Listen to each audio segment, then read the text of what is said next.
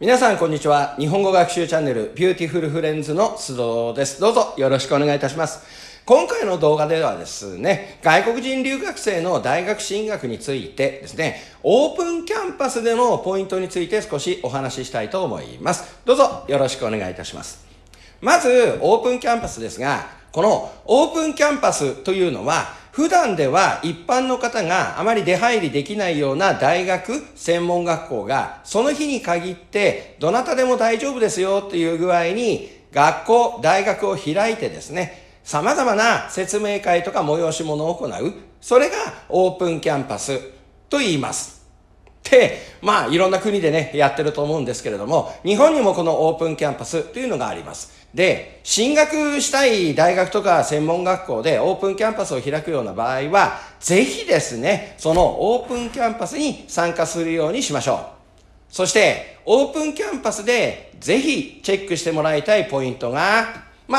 こちらです。10個ほど出てますけれどもね。これ、パッと見て直感的にどんなことかわかるかと思うんですけれども、少しですね、見ていこうかと思います。はい。まず、丸1番です。場所です。これは、実はですね、大学とか専門学校の場所という以前に、もしその学校、大学に通うようになったら、どのような交通手段で通うことになるのか、それをぜひ確認してください。というのも、日本には学割と呼ばれる制度があります。学割です。これは学生のうちはあまりお金がないだろうということで、交通費が非常に安くなるというお得な制度なんですね。ところが、日本国内の日本語学校っていうのは、正式な学校として認められていないため、学割が効かないというところが圧倒的多数なんですね。中には特別な認定を受けて学割が有効な日本語学校もあるんですが、そういうところに通っている留学生たちにとって、大学とか専門学校に通うようになった時、定期券代とか切符代ですね。この交通費が負担になるんじゃないかなんて感じたりすると思うので、ぜひですね、その交通手段を調べて、学割というのを調べるようにしましょう。おそらくほとんどの留学生が想像するより交通費が非常に安くなると思います。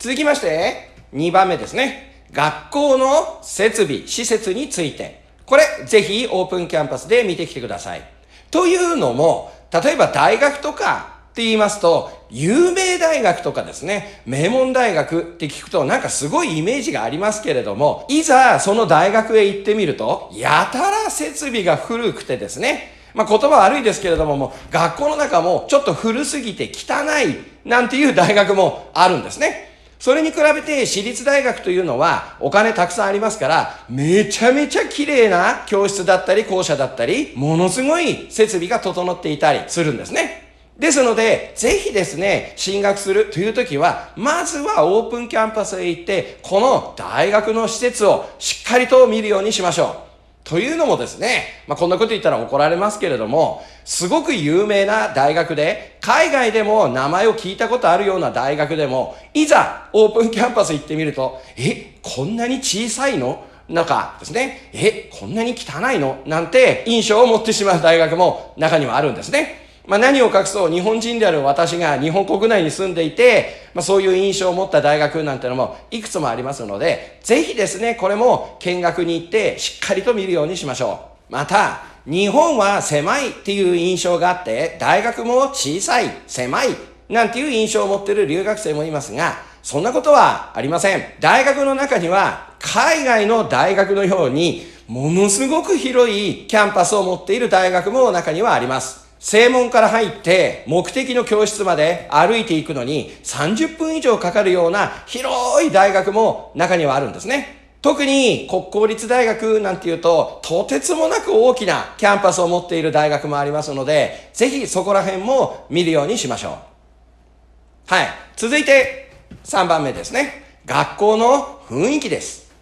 これは他の動画でも少しお話ししているんですけれども、難関大学と呼ばれる、いわゆる有名大学とか名門大学とかというのは難関ですから、たくさん勉強しないと合格することができません。ですので、その大学に集まる大学生というのは、比較的勉強が好きな学生が集まってくるんですね。それに対して、申し訳ありませんけれども、一般大学とかですね、不人気大学、日本では F ランクの F ラン大学なんて呼んだりするんですけれども、そういった大学に集まる学生っていうのは、やはりちょっと勉強が苦手な、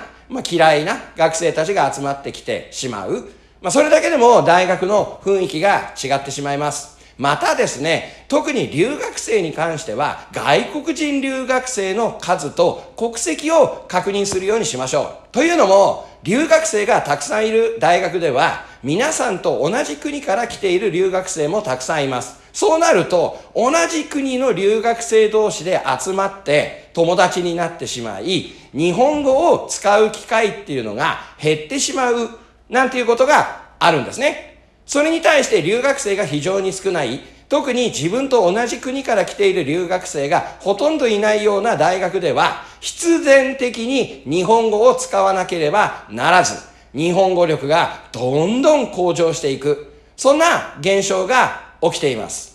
ですので、自分にとってどんな雰囲気がいいのかというのをしっかり考えるための情報として、ぜひですね、この留学生の数と国籍についてはオープンキャンパスで聞いてくるようにしましょう。またですね、これはあまりいい話じゃないんですけれども、ちょっとね、悪い留学生が集まるようなところだと、やはりそういう留学生たちに自分自身も影響されてしまいます。ですので、本当にここら辺は注意して調べるようにしてください。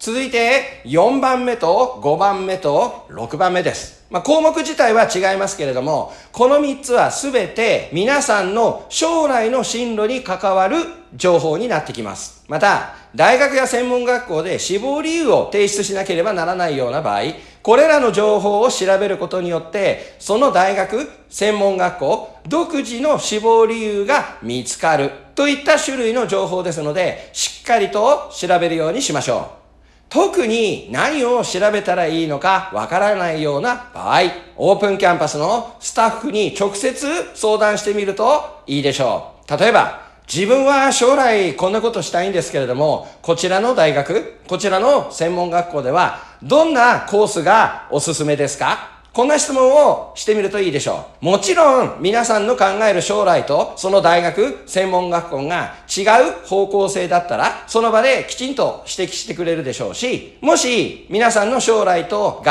致したコースや授業、学部があるようでしたら、オープンキャンパスのスタッフが丁寧に説明してくれると思います。ですので、もう相手にですね、自分の将来を言って、いろいろと考えてもらう、選んでもらう、なんてことができるのも、オープンキャンパスの魅力になっています。また、その大学、専門学校の卒業後の進路を聞くことによって、どのような職業に強い大学、専門学校なのか、なんてのも見えてきます。特にですね、外国人留学生の方は、日本の会社の名前っていうのをあまり知らない方がたくさんいらっしゃるんですね。ですので、会社名とか気になるようなことがあれば、やはりこれも卒業後の進路のこの会社ってどんな会社ですかみたいな具合にオープンキャンパスのスタッフに尋ねてみるといいでしょう。で、7番目ですね。こちらは奨学金や学生生活に関するチェックです。この項目に関しては特にですね、皆さん留学生ですので、在留資格に関してオープンキャンパスで質問してみるといいでしょう。というのも、実は日本国内の日本語学校に通う留学生たちは、その日本語学校自体が入管への在留資格申請取り次ぎ機関となっていますので、日本語学校の事務のスタッフたちがいろいろなことを面倒見てくれます。最初の在留資格申請だけでなく、期間更新とか資格外活動、さらには資格変更の手続き等も日本語学校、いわゆる法務省国事校がやってくれるんですね。ところがですね、皆さんがこれから進学しようとする大学や専門学校というのは、基本的には在留資格取り次ぎ申請機関とはなっていません。ですので、皆さんのビザ、在留資格の期限が切れてしまうとなっても、何もしてくれない大学や専門学校がほとんどです。そういった大学や専門学校へ進学したら、全部自分でやらなければならなくなってしまいます。日本語学校卒業前にですね、そこら辺の手続きの方法とかも、学校の方で勉強してから進学するのが一番いいのですが、もしそういったサポートも大学や専門学校の方でやってくれるというのでしたら、すごく助かると思いますので、そこら辺のサポートもどの程度してもらえるのか、なんてのも事前に聞いておけば、志望校を決める上での判断材料になると思います。そして、8番目の入試制度。これは9番目、10番目の、面接試験と個別試験の話にもつながってくるんですが、これについてもぜひですね、詳しく調べるようにしてください。オープンキャンパスに行けば、そこにはスタッフの人たちもいますし、留学生に向けて、その大学や専門学校に在籍している留学生もオープンキャンパスの手伝いをしていてくれたりします。もしそういうスタッフがいるようでしたら、ぜひですね、この3つはしっかりと聞いてきてください。基本、入試制度は特別選抜入試に当たるのですが、その試験内容、実施方法ですね。これをオープンキャンパスで聞くようにしましょう。また、面接試験に関しては、他の動画でも詳しく説明していますが、ここではですね、ぜひ質問の内容について聞いてみるようにしてください。その質問の内容によっては、やはりこの大学や学校は避けた方がいい、なんていう面接が実施される場合もありますので、そこら辺はですね、他の動画の出願の目安というところでお話ししたいと思いますので、ぜひそちらの方も参考にするようにしてください。そして、個別試験ですが、この個別試験は過去の試験問題があるはずですので、ぜひですね、オープンキャンパスへ行った際、その試験問題をゲットするようにしてください。